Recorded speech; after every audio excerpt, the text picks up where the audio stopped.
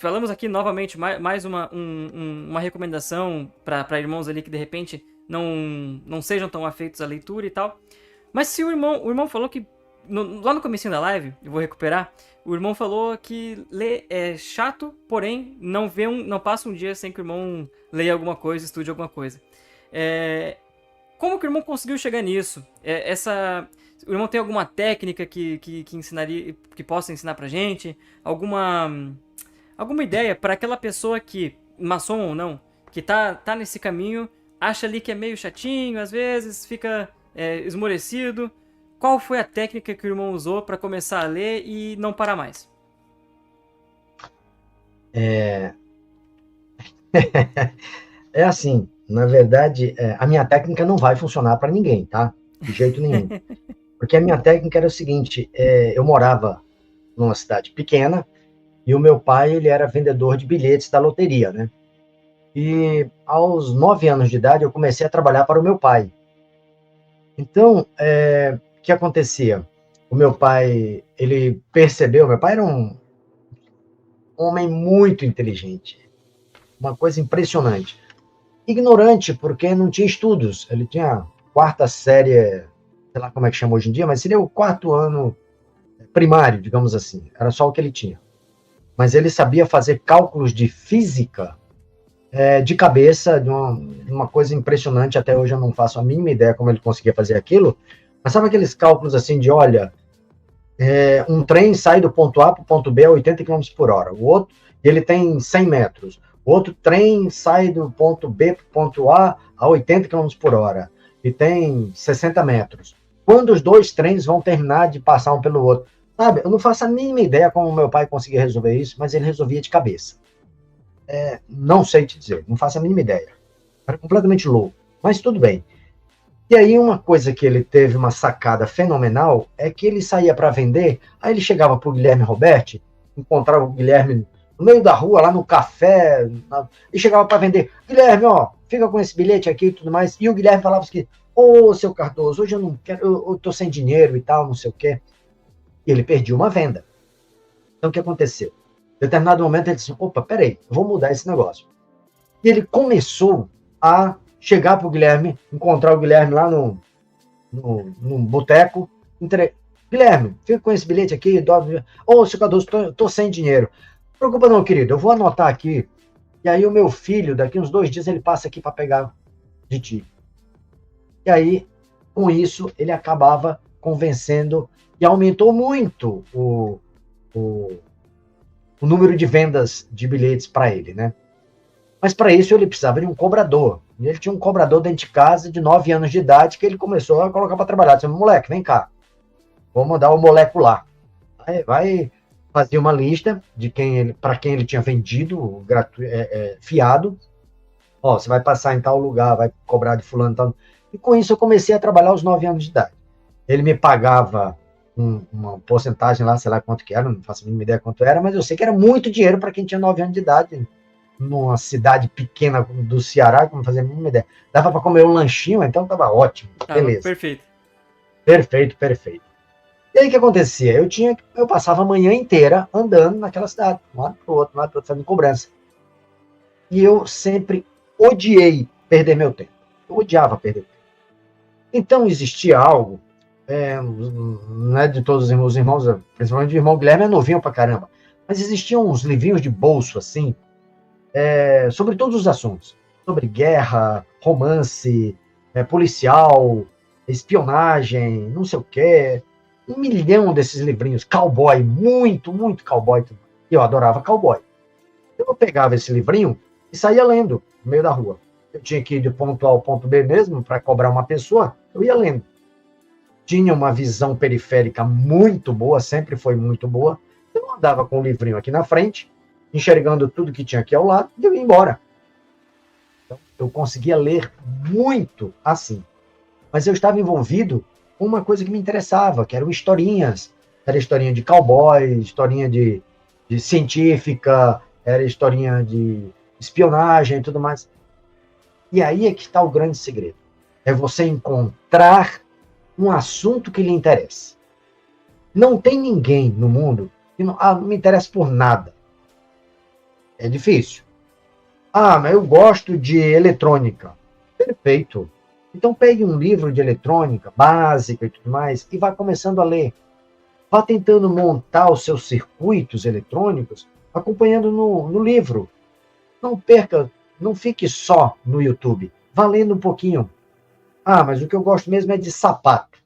Sou sapateiro, gosto de sapato. Beleza? Pegue um livrinho sobre sapatos, vá lendo. E ao mesmo tempo vá aplicando isso. Vá melhorando a sua forma de trabalhar o sapato. Ah, mas o que eu gosto mesmo é de música. Perfeito. Pegue um livro que fale sobre Beethoven, fale sobre partituras, fale sobre isso. Algo que seja afeito ao seu gosto. Eu tenho um exemplo, Guilherme. Nós tínhamos um irmão que entrou na maçonaria e ele chegou para mim um dia e disse assim, cara, eu odeio ler. Nunca gostei de ler, odeio ler, acho um saco ler. Eu disse assim, mas você está certo, é um saco mesmo, é um saco, cara. Agora, eu vou te emprestar um livro. Comecei a levar livros para ele mais básicos de maçonaria e do rito moderno, e ele começou a ler, começou a se interessar. Ele hoje é um leitor voraz, ele lê de tudo, de tudo. Mas ele descobriu um nicho que ele gosta. Então, eu acho o grande segredo para você começar a ler, e ler bastante, os irmãos podem até estar pensando que eu estou com um papel de parede aqui, na verdade isso aqui não existe, mas na verdade existe, viu? Isso aqui é real. Isso é real. Eu tenho muitos livros, porque eu amo ler, eu tenho prazer em ler. Então, eu não leio por obrigação, eu leio por prazer, muito prazer. E eu acho que para começar a ter prazer, você tem que começar a ler algo que você goste. Agora, se o irmão começa a ler um livro, eu gosto de culinária, começa a ler um livro de culinária. E aí você cansou do livro, largue esse livro. É sinal que aquele autor não está escrevendo sobre o assunto que você gosta de uma forma prazerosa. Pegue outro livro de culinária. Tente ler alguma coisa. De repente você vai encontrar algo que você goste. E aí sim, você vai perceber que a coisa vai começar a fluir. Perfeito. Além, eu colocaria. O irmão falou que a sua dica não serviria pra todo mundo, mas dá pra gente adaptar. Eu vou pegar. O irmão falou que gostava de ler durante esses deslocamentos. Bom, pra quem mora numa cidade muito grande, próxima de São Paulo, deslocamento é o que não falta pro rapaz ficar lendo, né? Então. Tô no Uber, tô no metrô, enfim, dá pra dar uma lidinha. Sei lá, peguei um avião, dá pra dar uma lidinha. Então, acredito que dá sim pra adaptar essa técnica do irmão com bastante bastante contento, digamos assim, pra nossa realidade. Agora, meu irmão, pode falar, por favor. Só pegando o gancho do que você falou, hoje em dia, então, tá muito mais fácil. Porque, por exemplo, pegando o assunto que você falou, o exemplo, quem mora perto de São Paulo.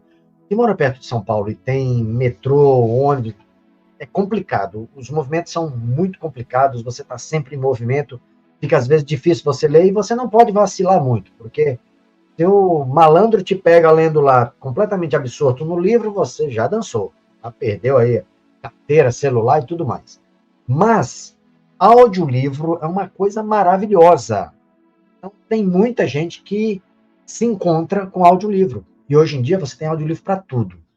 Eu, particularmente, ouço muito audiolivro, porque quando eu ligo o meu carro, antes do motor funcionar, o audiolivro já entra.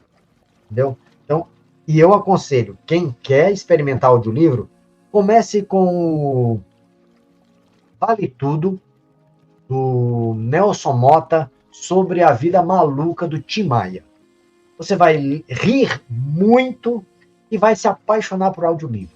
Tem muito audiolivro bom. Olha, não sei se dá para os irmãos verem lá, tudo são audiolivros. Eu amo audiolivro. Tá aí mais uma dica aí pra quem tá querendo começar nesse mundo agora, nesse mundo de estudo.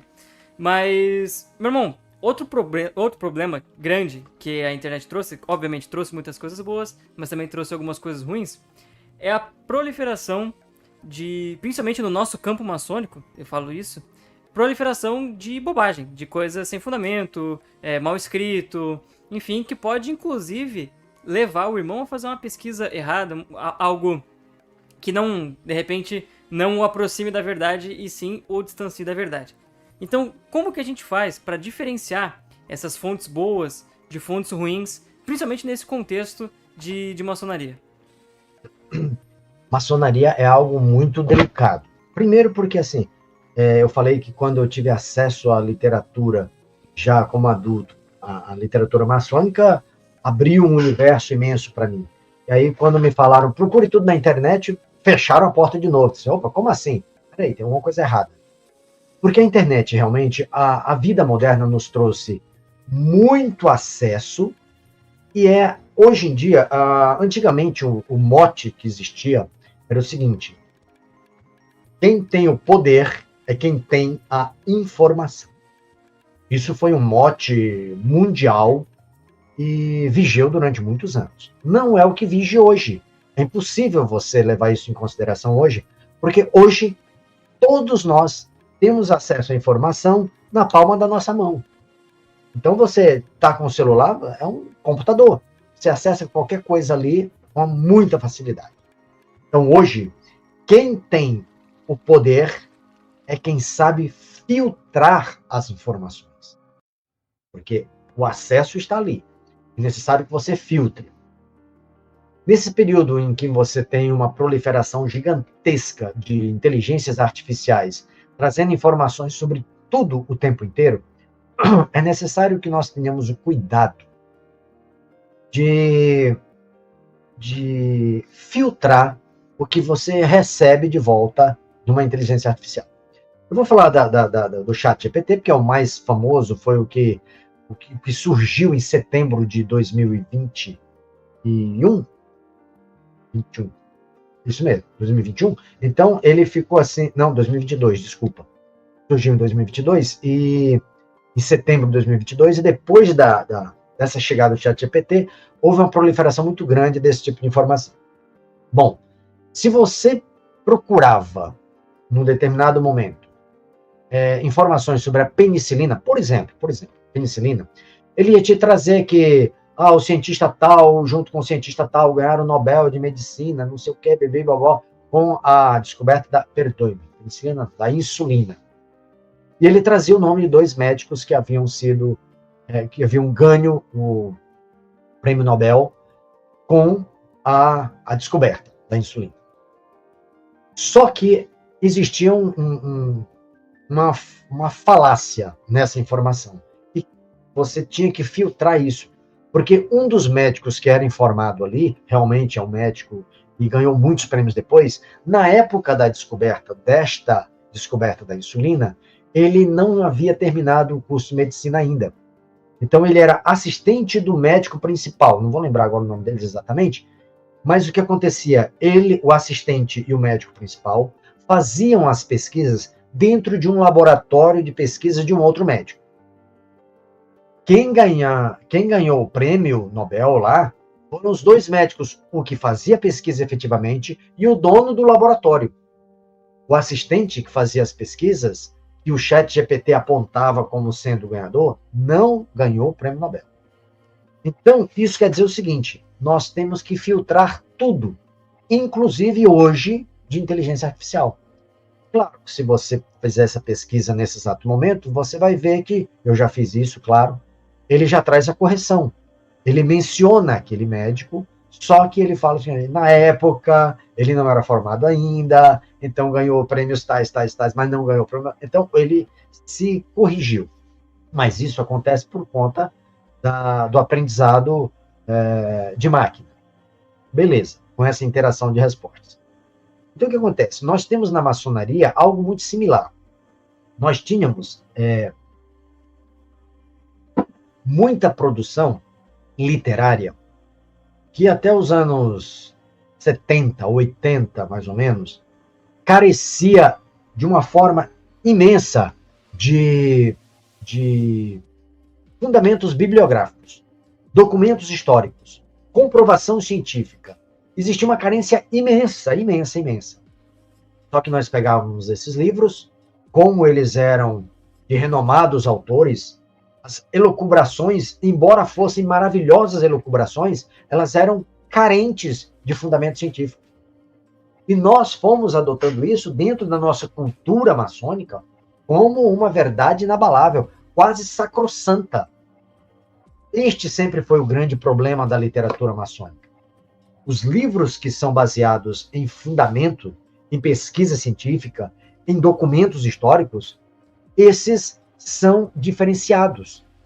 Nós temos, para nós termos deixar um exemplo aqui muito, muito prático. No rito moderno, por exemplo, nós tínhamos 3 autores que são assim fenomenais, são autores históricos, foram os primeiros que tiveram coragem de falar sobre o rito moderno, quando maçonaria era um assunto assim, quase que pecaminoso. Difícil. Então você tinha, por exemplo, José Castellani, e para nós é uma sumidade. Para o rito moderno, foi a melhor coisa do mundo foi ter acesso ao que ele produziu. Ele era um médico, escrevia bastante, era profícuo na sua literatura, mas muitas das conclusões que ele apresentou em muitos dos seus livros eram elucubrações dele, embora respeitadíssimas, mas que careciam de documentos históricos, de fundamentos científicos. E isso nós temos que ficar fazendo até hoje. Filtrar o que nós lemos para poder ver o que é bom e o que não é. Não tem outra forma.